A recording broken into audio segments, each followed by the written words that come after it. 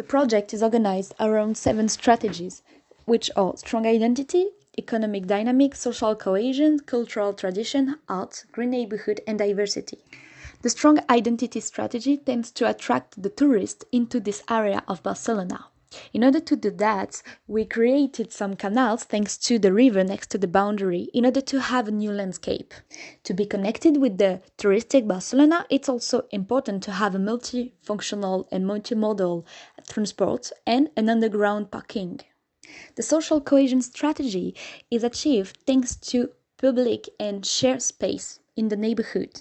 This is why there is share rooftop on the building, there is share growing area, and there is a morphology of building which is encouraging the social contact. In order to achieve the economic dynamism strategy, we created a farmers market in the center of the neighborhood. This market sells the local food production of the neighborhood and is a meeting point of all the neighbors. All the buildings has the street floor, which is a store. These shops correspond to the lead lists, and they allow to have the credit, housing, and job proximity. Thanks to the diversity of shops, the facades are not monotonous and they attract the eyes of the pedestrian. To make our neighborhood sustainable, all buildings will have solar panels, underground heat and cooling system, and the wastewater management is guaranteed in a sustainable way. We have extended the tram network, adding a line that crosses our area with 2 tram stops in the market and in the park. We have also added 2 bike lines that run through and border our area and cover the bicycle storage in each block. As for the recycling system, our area has underground recycling bins for plastic, organic matter, cardboard, glass, hazardous materials, and in the ecological garden one more for composting. We have designed urban furniture in accordance with the relaxing, security, playful, and utility of our sustainable neighborhood. To help create a more diverse community in the area, there will be different housing styles. More affordable residences like these will be available to the public. These will help create a younger population in the area, which will also help to drive the local economy and take new jobs.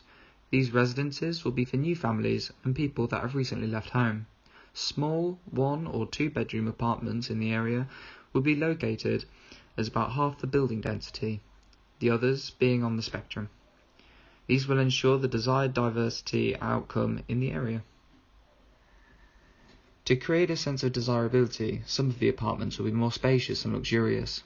These will make the area seem more desirable to the city, attracting families with disposable income to drive the local economy. It is to this class of people that new businesses will be created in the area for the other residences to work. These apartments will be found at the higher levels of the building to help create the desired outcome of the desirability in the area. Our 4th strategy for our project is based around cultural tradition. When new developments are made, they can sometimes stand out in a neighborhood, but we wanted to design our site so it would still be recognized within Spanish culture. The area has a traditional large plaza where Spanish culture comes alive during the day and night. This area will have traditional events, local balls, Spanish cuisine, and a fountain. The color and shape of the buildings will remain in traditional Spanish morphology. All of these elements will show the public that the culture is still present. Art is an important aspect in many Spanish cities. This is why we focused on art to be one of our 7 strategies. Art is a powerful and educational tool, and incorporating it into our neighborhood allows people the freedom to express and educate themselves. In this eco-neighborhood, you will find walls waiting to be painted on, a skate park, and free Wi-Fi accessible to all. Having a green neighborhood is a key strategy in an urban area. We have developed methods in order to reduce the heat island effect by planting vegetation throughout the site and having our canals and artificial pond irrigate the plants. The community gardens, shaded pathways, and other green spaces provide a resting, peaceful place for the residents. The master plan for our project site is shown in this map.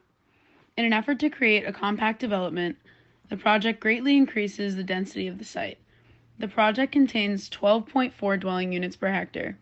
In regards to population, the project site contains 31 residents per hectare. Improving the connectivity and character of the site, canals will be dug from the Bezos River. Small footbridges connect the land, enabling a more pedestrian-friendly and plant-friendly environment. The project site also includes the development of multi-use residential buildings. The street level of most buildings are reserved for non-residential use. In block formation, they enclose communal green areas. The rooftop gardens also reduce heat island effect.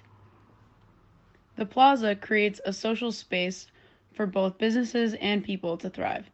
It was designed with an abundance of seating and traditional Spanish elements that are bound to make a vibrant community.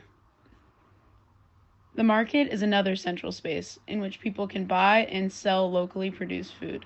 The community food gardens within the site will be crucial to the functioning of the market. Then, we have designed a park, being the largest green space of the project. It contains a pond, a playground, community art walls, and a skate park. The highway that runs through our site actually provides a decent amount of space. The highway underpass will be used for growing gardens. Seeing that parking lots can take up lots of space and greatly contribute to heat island effect, the project also includes an underground parking garage connected to 2 roads. We created the project around references.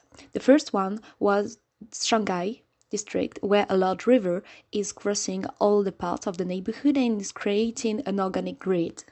Of course, it reminds us Venice in Italy.